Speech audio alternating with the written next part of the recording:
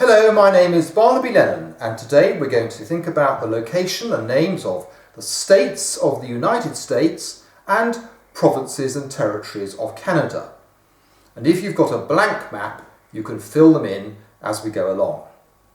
So we're going to start with the United States, and here to the north is Canada, to the south is Mexico, to the west the Pacific Ocean, to the east the Atlantic Ocean, and to the south the Gulf of Mexico. But we're going to start with the 13 original colonies, the 13 original states that were founded between 1607 and 1733 by settlers from Europe and by the British as the colonial power. And these original 13 colonies I filled in already, so we're going to go through them one at a time, starting in the north and working south. So let's begin. Here in the northeast is the state of New Hampshire, this small triangular state which was named after the English county of Hampshire. And then just to the south of New Hampshire is Massachusetts, which is spelt M-A-S-S-A-C-H-U-S-E-T-T-S, named after the local Indian population, the Massachusetts. And then a very small state just to the south of Massachusetts, Rhode Island, which is not really an island, it's mainly on the mainland, perhaps named after the Greek island of Rhodes, or maybe because the original settlers felt that it had a red colour. So that's Rhode Island. And then to the south of Rhode Island is Connecticut, which is spelt Connecticut, C-O-N-N-E-C-T-I-C-U-T, named after the Connecticut River, an Indian name. And then to the west of Connecticut, New York, a much bigger state named after the Duke of York, who became the King of England. And there's Long Island, which is part of the state of New York. And then to the south of New York is New Jersey, named after the British Channel Island of Jersey.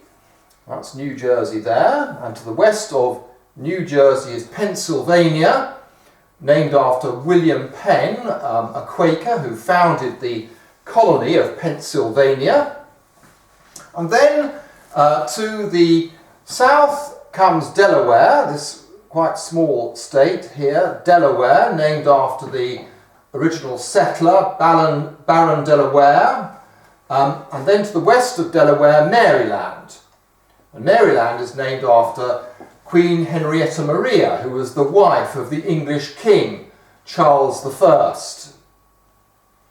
And then to the south of Maryland, Virginia, named after Queen Elizabeth I of England, who was called the Virgin Queen. So that's Virginia.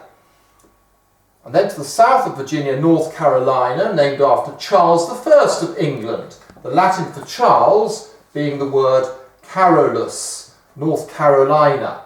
And to the south of North Carolina is South Carolina.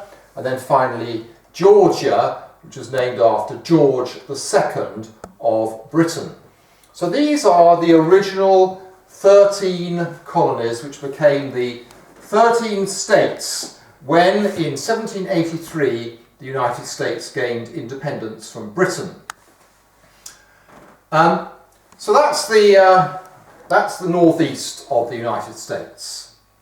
And then in 1789, the Congress of the United States started the process of creating new states in lands which were being settled to the northwest of this original 13.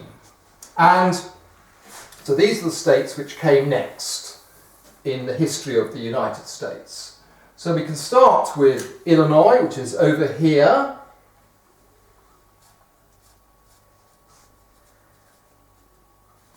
And then next to Illinois, Indiana.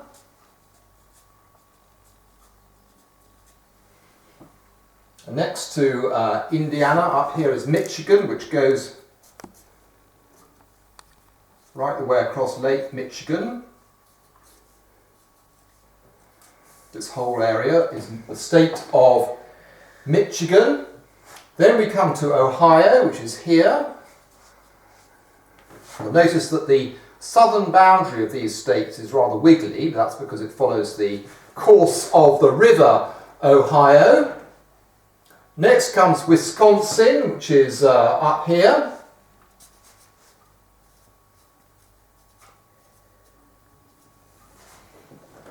And then finally Minnesota, which is up to the northwest of Wisconsin.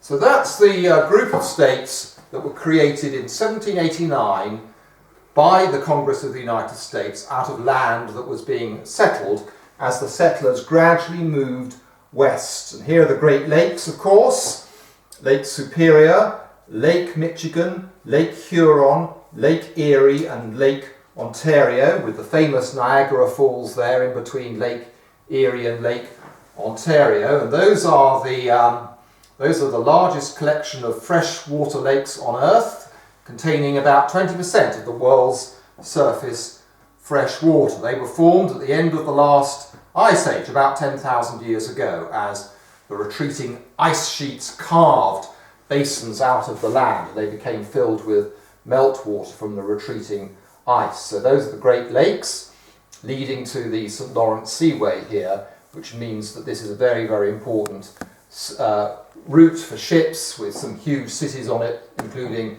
Chicago here and Detroit. So that was the United States in 1789. And then in 1791, another group of new states were formed up here in the northeast. Vermont up in the northeast. The District of Columbia was formed here to create the capital city of Washington, D.C. That's what it's called now. It was originally called Columbia, but now it's Washington, D.C., Washington in the District of Columbia. And that is not a state. The Congress decided that it wouldn't become one of the 50 states of the United States. It's just an independent unit governed directly by Congress. Next came Kentucky, which is here.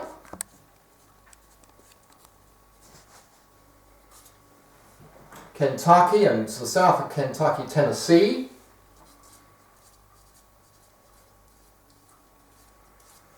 And to the south of Tennessee, Mississippi, which is this state here.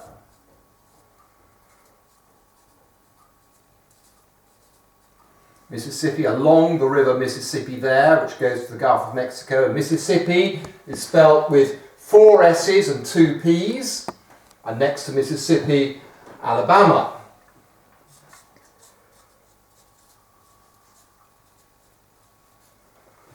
So all of those states were established in 1791. And that was it for a few years until the United States purchased an area of land from France in 1803, what's called the Louisiana Purchase. France was at war with Britain, it needed money, it had occupied this land, and it sold this land for a really small sum, about $230 million in today's values. And the eastern boundary of the Louisiana Purchase is the Mississippi River. And so there are a lot of states in this purchase. Iowa here, which is between the Missouri River and the Mississippi, in between these two rivers. You can see there's the Mississippi running down, the Missouri running down here. So Iowa, and then below Iowa, the state of Missouri itself, named after that river there. And then below Missouri comes Arkansas, which is spelt Arkansas. And then below Arkansas, Louisiana itself.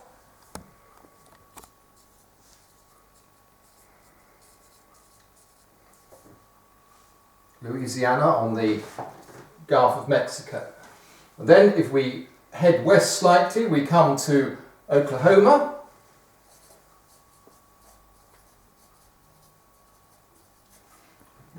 boundary of Oklahoma being along the Red River there, and then Kansas. And then to the west of Kansas, Colorado. And to the north of Kansas, Nebraska. And to the north of Nebraska, South Dakota. And North Dakota.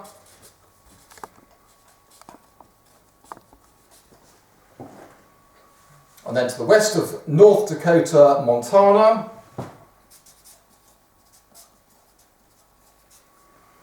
And to the south of Montana, Wyoming.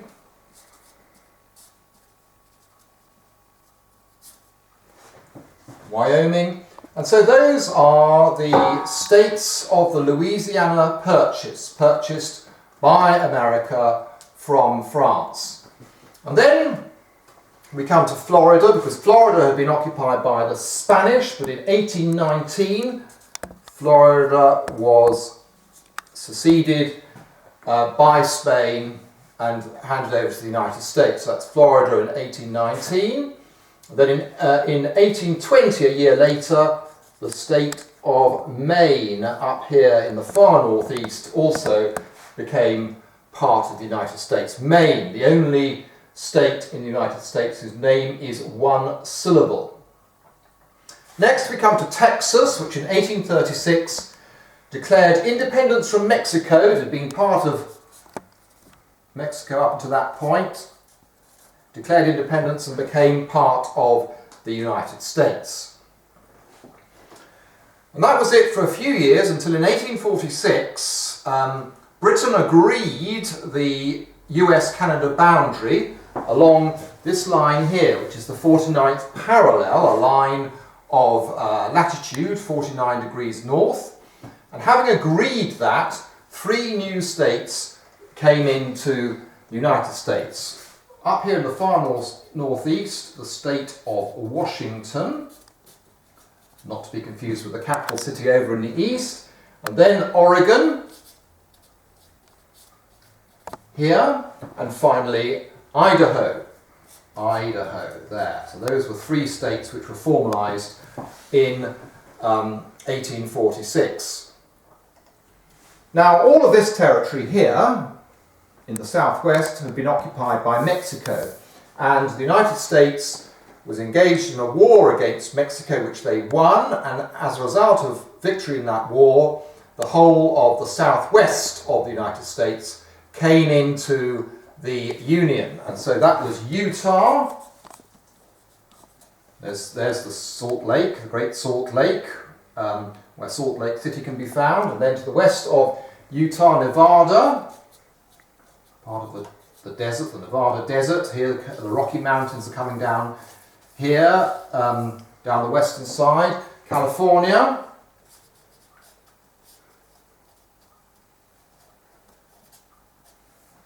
California there. Arizona.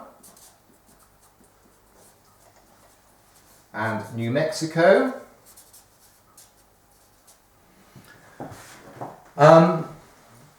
And you'll notice that when you look at this map, many of these states in the west had geometric boundaries following lines of latitude or longitude. That's how the boundaries were established, by reference to specific lines of latitude or longitude. That's why they're straight, and that's true of most of these boundaries except those which are marked along a major river like the Mississippi or the Missouri. And then in 1863, in the American Civil War, West Virginia, which is over here in the east, West Virginia broke away from Virginia to form a separate state. So that was in 1863. And that's it for mainland United States. And then 2 other states not on this map have been added. Alaska, which was purchased from Russia in 1867 for $7 million. That's up in the far northwest of Canada. And Hawaii in the middle of the Pacific Ocean, which was annexed in 1898 and became a state in 1959. So that makes up the 50 states of the United States. So on to the provinces of Canada. Here's Canada, there's the United States, there's Alaska, which is part of the United States, the Pacific Ocean to the west, the Atlantic Ocean to the east, this huge bay in the middle of Canada, Hudson Bay. So this is Canada, the second largest country in the world by area after Russia, and with the world's longest land border of any country, population of only 35 million.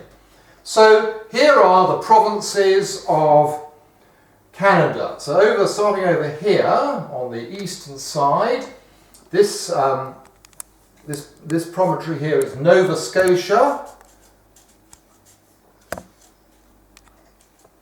Nova Scotia, New Scotland, Nova Scotia, there, and this little island here is also a province, Prince Edward Island, and then this section here is New Brunswick. This is also one of the provinces of Canada, New Brunswick, B-R-U-N-S-W-I-C-K. So those are three very small provinces. Nova Scotia, Prince Edward Island there, and New Brunswick.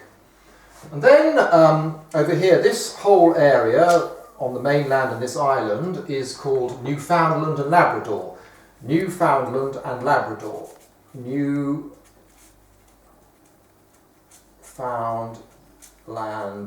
and Labrador, and actually this is Labrador and this is Newfoundland, this island here off the east coast of Canada.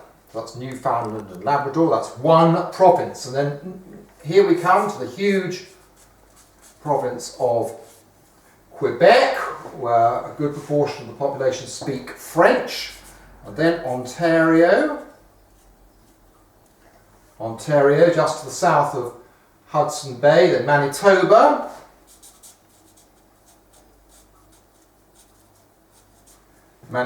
to the west of Ontario, then Saskatchewan,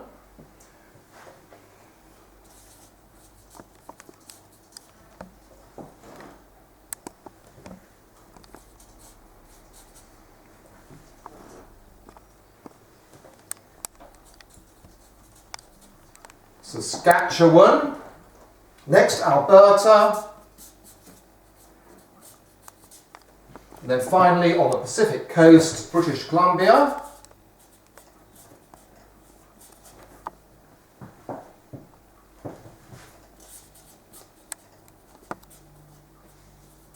so those are the 10 provinces of Canada: Nova Scotia, Prince Edward Island, New Brunswick, Newfoundland and Labrador, Quebec, Ontario, Manitoba, Saskatchewan, Alberta and British Columbia.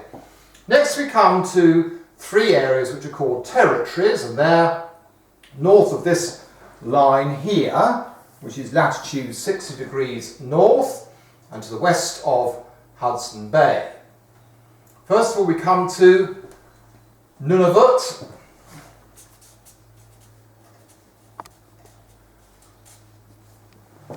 Not many people living in these areas because they're getting close now to the Arctic Circle. The Northwest Territories. These are cold, very far north. And finally Yukon. So those are the three territories: Nunavut, Northwest Territories and Yukon. And there are one or two big islands whose names are worthy of remembering. This big island here, Victoria Island, and Baffin Island to the north of Hudson Bay, Ellesmere Island, which goes right off our map here, and Vancouver Island just off the west coast of British Columbia. So that's the states of the United States and the provinces and territories of Canada.